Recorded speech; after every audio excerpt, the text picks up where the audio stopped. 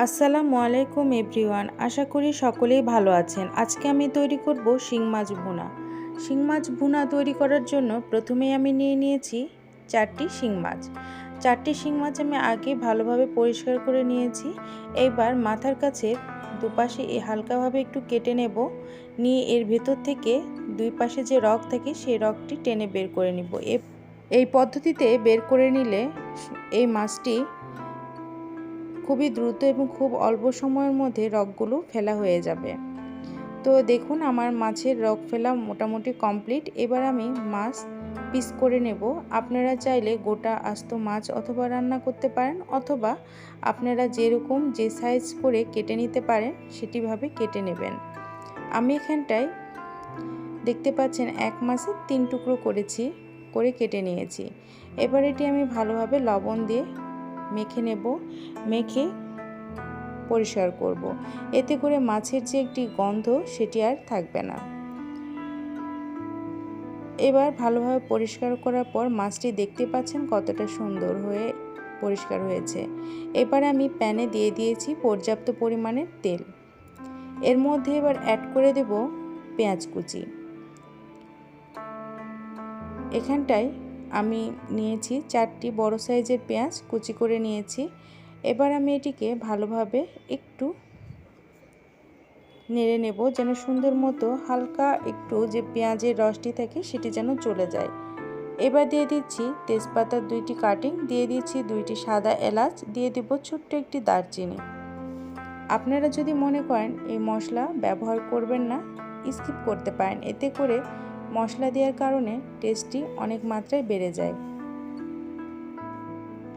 দিয়ে দিয়েছি হাফ চামচের একটু বেশি আদা বাটা, দিয়ে দিচ্ছি 1 চামচ পরিমাণ রসুন বাটা, দিয়ে এটি ভালোভাবে নেড়েচেড়ে নেব।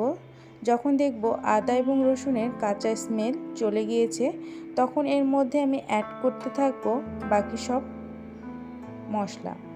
আমি এখানটায় দিয়ে দিয়েছি স্বাদ অনুযায়ী লবণ, দিয়ে দিচ্ছি গুঁড়ো মরিচ। এখানটায় আমি গুঁড়ো মরিচ ব্যবহার করেছি 1.5 চামচের মতো। দিয়ে দিব সামান্য পরিমাণ হলুদের গুঁড়ো। দেয়া হয়ে গেলে আমি অ্যাড করে দিব জিরা গুঁড়ো। আপনারা চাইলে এখানে জিরার পেস্টও ব্যবহার করতে পারেন, আমি জিরার গুঁড়োই ব্যবহার করি। জিরার গুঁড়ো দেওয়া হয়ে গেলে এটি ভালোভাবে নেড়েচেড়ে নেব এবং ভালোভাবে কষিয়ে নিতে হবে। মশলা যতক্ষণ না কষানো হবে ততক্ষণ এভাবে আমি নাড়তেই থাকব। মশলা কষানোর উপরেও খাবারের টেস্ট অনেকটা নির্ভর করে।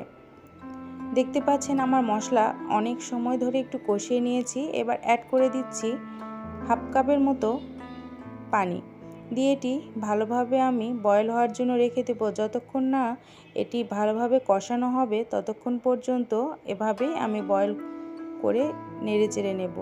উপরে দেখতে পাচ্ছেন তেল উঠে এসেছে। আমার মশলা কষানো কমপ্লিট। এর মধ্যে এবার একে একে আমি সব মাছগুলো দিয়ে দেব, দিয়ে এটি ভালোভাবে নেড়েচেড়ে নেব। নতুন নতুন রেসিপি দেখার জন্য অবশ্যই আমার চ্যানেলটিকে সাবস্ক্রাইব করতে ভুলবেন না।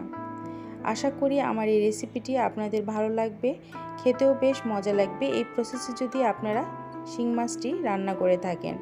দেখতে পাচ্ছেন এটি কত সুন্দর একটি কালার চলে এসেছে। একটু নাড়াচাড়া করে নেওয়ার পর এর মধ্যে অ্যাড করে দিচ্ছি শিং মাছের ডিমগুলো খুলে পরিষ্কার করলে ডিমগুলো সুন্দর থাকে, এজন্য দেখতে পাচ্ছেন ডিমগুলো আমি পরে অ্যাড করে দিচ্ছি।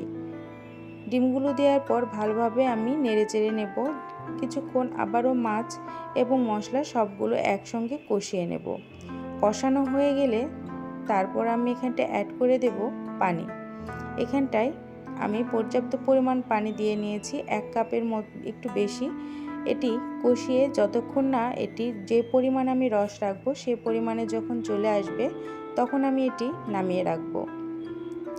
আশা করি আমার এই ভিডিওটি আপনাদের ভালো লাগবে। যারা নতুন রাঁধুনি তাদের উদ্দেশ্যে বলছি, শুরু থেকে শেষ পর্যন্ত অবশ্যই ভিডিও দেখাটি চেষ্টা করবেন।